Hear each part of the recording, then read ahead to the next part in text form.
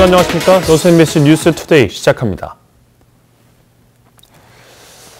기초화학연료를 주로 생산하는 여수 국가산단이 탄성 소재 벨트를 주축으로 한 첨단 화학단지로 시험대에 오릅니다. 이를 위한 입주 기업의 수조 원대 투자 계획도 잇따르고 있지만 실행 여부가 관건입니다. 박민주 기자입니다. 기초화학원료 생산으로 연간 매출의 80조 원을 기록하고 있는 여수 국가산단입니다. 정부는 화학산업 발전 전략의 하나로 여수, 부산을 연계하는 첨단 탄성 소재 벨트를 조성하기로 했습니다. 전량 수입에 의존하는 탄성 소재 기술의 자립화로 신산업을 주도하겠다는 겁니다. 이걸 국산화할 뿐만 아니라 성능 평가하고 실증 이런 어떤 인프라를 구축해서 이 여수와 부산 지역, 우리 남해안 지역을 우리나라의 탄성 소재 중심지로 육성하는 그런 계획입니다. 국내 첫 이산화탄소 전환 활용 기술 센터도 첫 삽을 떴습니다. 오는 2021년까지 모두 214억 원이 투입되는데 신규 체제에 대응하는 이산화탄소 산업을 선도하게 됩니다. 기업들의 변신도 시도됩니다.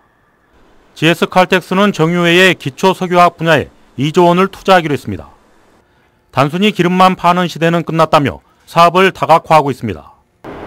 하지만 첨단 화학단지 정사진에는 정부의 강력한 실행 의지와 연계산업 육성의 필요성이 제기되고 있습니다.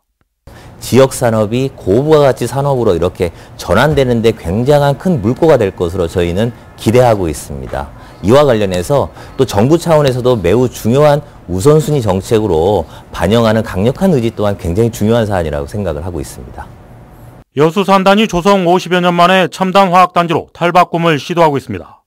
새로운 시험대 지역 산업이 전환점을 맞고 있습니다. MBC 뉴스 박민주입니다. 평창 동계올림픽의 원활한 진행을 위해 도내 자원봉사자들도 힘을 보태고 있습니다. 전남 자원봉사센터에 따르면 순천 109명을 포함해 모두 362명이 사전교육과 현장교육을 마치고 지난달부터 평창 동계올림픽 진행과 관련한 7개 분야에 투입돼 자원봉사 활동을 펼치고 있습니다. 현재 평창 동계올림픽 자원봉사자는 2만 2천여 명으로 이들은 동계 패럴림픽이 끝나는 다음 달 말까지 자원봉사 활동을 이어나갈 계획입니다. 개인 정원의 개방을 유도해 정원 문화를 확산시키기 위한 시책이 추진됩니다. 순천시는 오는 13일까지 정원을 소유하고 있는 시민들의 신청을 받아 전문가들의 현장 심사 등을 거쳐 이달 안에 10여 개소의 참여 정원을 선정하기로 했습니다. 이번에 참여가 확정된 정원들은 전문가들의 리뉴얼 작업을 통해 새롭게 단장된 뒤 오는 4월부터 정원 테마별 체험 프로그램으로 일반인들에게 공개될 예정입니다. 6월 지방선거 자치단체장 후보군 알아보는 시간, 오늘은 전남지사입니다. 지역에 기반을 둔 현직 국회의원들이 대거 출사표를 던질 것으로 예상되는 가운데 높은 지지율을 얻고 있는 더불어민주당의 경선전이 치열할 것으로 보입니다. 문형철 기자입니다. 더불어민주당에서는 전남의 유일한 현역 국회의원인 이계호 의원이 일찌감치 출마 의사를 밝혔습니다. 중앙당의 만류에도 불구하고 최근 출마 의지를 재확인한 이 의원은 다음 주 전남도당 위원장직에서 사퇴한 뒤 행보를 본격화할 것으로 보입니다. 김영록 농림축산식품부 장관은 지난 2일 이춘석 당 사무총장과 비공개로 만난 사실이 알려지면서 출마 가능성이 흘러나오고 있습니다. 지역에서 물밑 행보를 이어온 노광규 전 순천시장은 출마를 언제 공식화할지 고심 중이고 한편 군수를 지낸 이석형 현 산림조합 중앙회장도 친정인 더불어민주당을 통해 출사표를 던지겠다는 의지를 드러냈습니다. 명확한 입장을 밝히지 않은 장만채 도교육감이 민주당의 문을 두드릴지 무소속을 택할지 아니면 삼선 교육감에 도전할지도 관심입니다. 한편 국민의당 분당 사태로 바른미래당에선 주승용 의원이 민주평화당에선 박지원 의원이 유력 후보로 각각 거론되고 있습니다. 지역구에서 출마 권유를 받고 있는 황종 의원은 도지사에 큰 뜻을 두고 있진 않지만 상황에 따라선 생각을 바꿀 수 있다며 출마 가능성은 열어둔 상황입니다. 군소정당의 움직임도 분주해지고 있습니다. 민중당은 당원 투표를 통해 이번 주말까지, 정의당은 자격심사위원회를 운영해 4월 중순까지 도지사 후보를 확정하기로 했습니다. 현역 의원들의 출마 여부가 6월 재보선과도 직결되는 상황이어서 개인과 당의 복잡한 셈법으로 전남도지사 선거는 초반부터 혼전 양상을 보일 것으로 전망됩니다. MBC 뉴스 문형철입니다. 선관위가 6.13 지방선거를 앞두고 선거 입후보자 안내 설명회를 갖습니다. 전남도 선거관리위원회는 오는 20일 지방선거에 참여할 예비 후보자 등을 대상으로 관내 22개 시군 선관위에서 입후보 안내 설명회를 개최합니다.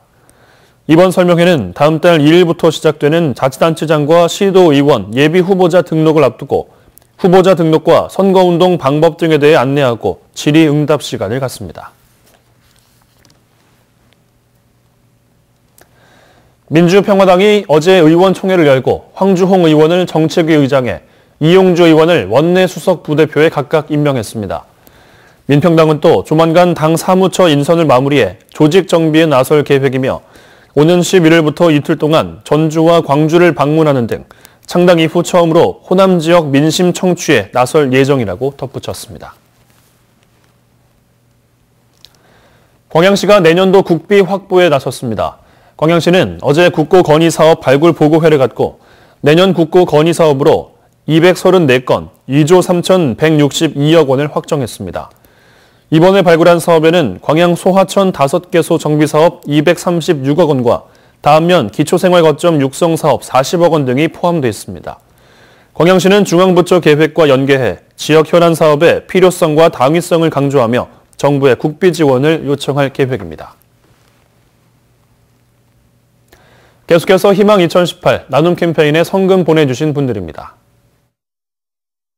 순천시 해룡면 해창마을 주민 17만 3천 원, 개당마을 주민 17만 원, 풍덕동 철우아파트 주민 15만 원, 오션팰리스 아파트 15만 원, 나간면 창녕마을 주민 15만 원, 고흥군 도양읍 녹동 1구 주민 12만 원, 도하면 덕흥마을 이장 남종기 10만 원, 순천시 나간면 금산마을 주민 10만 원, 풍덕동 삼산맨션 주민 10만 원, 여수시 남면 내외진 마을 주민 10만 원, 여수시 미평동 중림경로당 회원 1동 10만 원, 소라면 덕양 오리 주민 10만 원, 쌍봉동 11통 주민 10만 원, 30통장 전기인 10만 원, 월호동 금성아파트 부녀회 1동 10만 원, 여수시 주삼동 봉강 4통 주민 10만 원, 화양면 백초마을 주민 10만 원, 상전마을 주민 10만 원, 수문마을 주민 10만 원, 창모마을 주민 10만 원, 여수시 화정면 사도마을 주민 10만 원, 여산마을 주민 10만 원, 황광수 10만 원, 제도마을 주민 10만 원, 미평동 1통장 정경수 5만 원. 성금을 보내주신 분들께 감사드립니다. 순천시가 지난달 광양시에 이어 잇따라 유니세프 아동 친화 도시로 인증을 받았습니다. 순천시는 지난해 7월 유니세프 아동 친화 도시 인증 신청서를 제출한 뒤 2차례에 걸친 심사와 보완을 거쳐 이달 7일 해당 기구로부터 최종 인증 통보를 받았다고 밝혔습니다. 아동 친화 도시는 유엔 아동 권리 협약에 따라 유니세프 한국위원회에서 선정하는데 국내 22개 도시가 지정을 받았으며 도내에서는 지난달 광양시가 첫 인증을 받은 바 있습니다.